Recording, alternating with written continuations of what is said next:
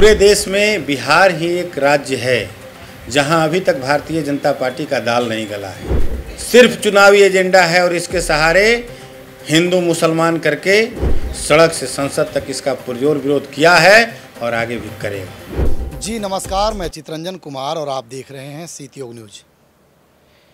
देखिए, केंद्र सरकार ने वक्त संशोधन बिल पास करा लिया है दोनों सदनों से, राज्यसभा और लोकसभा दोनों सदनों से।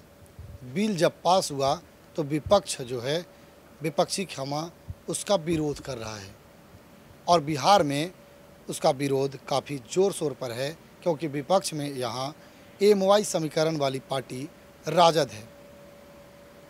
राजद के नेता और बिहार विधानसभा में नेता प्रतिपक्ष तेजस्वी प्रसाद यादव ने यहाँ तक कह डाला कि जब उनकी सरकार आएगी तो वे उस बिल को फाड़कर कूड़ेदान में डाल देंगे। हमने इस विषय पर राजद के प्रदेश महासचिव इंजीनियर सुबोध कुमार सिंह से इस बात के बारे में, इस विषय पर बात किया और जानने का प्रयास किया कि आखिर वे इस बिल का विरोध क्यों कर रहे हैं। उन्होंने कहा, केंद्र सरकार पर आरोप लगाया और साफ तौर पर कहा कि केंद्र सरकार इस बार बैसाखी पर है और वे दोनों बैसाखी को इस बार पूरी तरह से नस्तानाबूद करने में लगी हुई है। एक बैसाखी उन्होंने नीतीश कुमार की पार्टी जदयू को बताया, तो दूसरे तरफ चंद्रबाबू नायडू की पार्टी को बताया।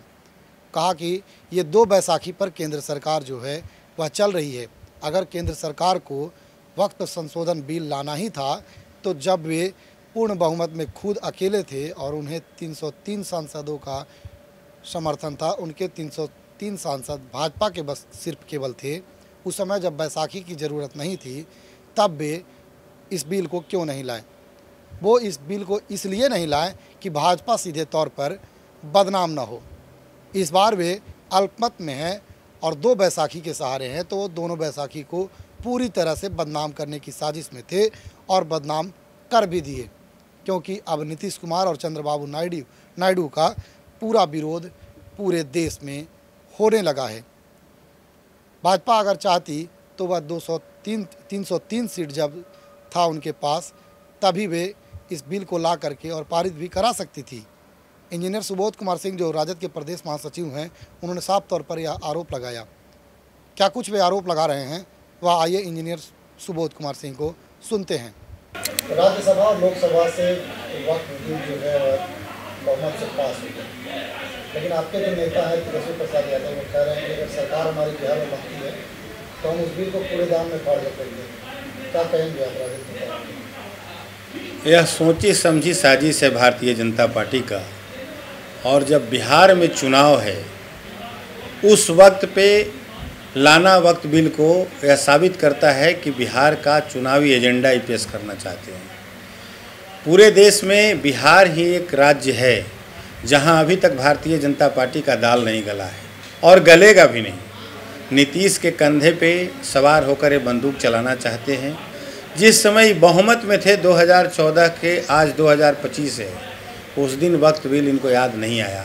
आज तो केंद्र सरकार अल्पमत में है। ये पूरा का पूरा श्रेय नीतीश कुमार को देना चाहते थे कि हम अल्पमत में होते हुए भी बिल लाया और नीतीश कुमार के सहयोग से इसको हमने पारित कराया। चूँकि यह जब बहुमत में थे, 303 सीट इनका था, उस समय पारित करते तो यह तोहमत नीतीश कुमार पर नहीं जाता, चंद्रबाबू नायडू पर नहीं जाता। भारतीय जनता पार्टी चाहती है कि हमारे जो सहयोगी दल हैं उनको नेस्तनाबूद कर दे। नीतीश कुमार के ताबूत की अंतिम कील होगी यह जो बिल है। नीतीश कुमार को समाप्त करने की साजिश है। और इस बिहार में निश्चित रूप से जब हमारी सरकार बनेगी तो हम इसको लागू नहीं होने देंगे। हमारे नेता इसमें दृढ़ संकल्पित हैं। हम उनको बधाई देते हैं, धन्यवाद देते हैं इसके लिए। यानी चुनावी एजेंडा है बीजेपी का?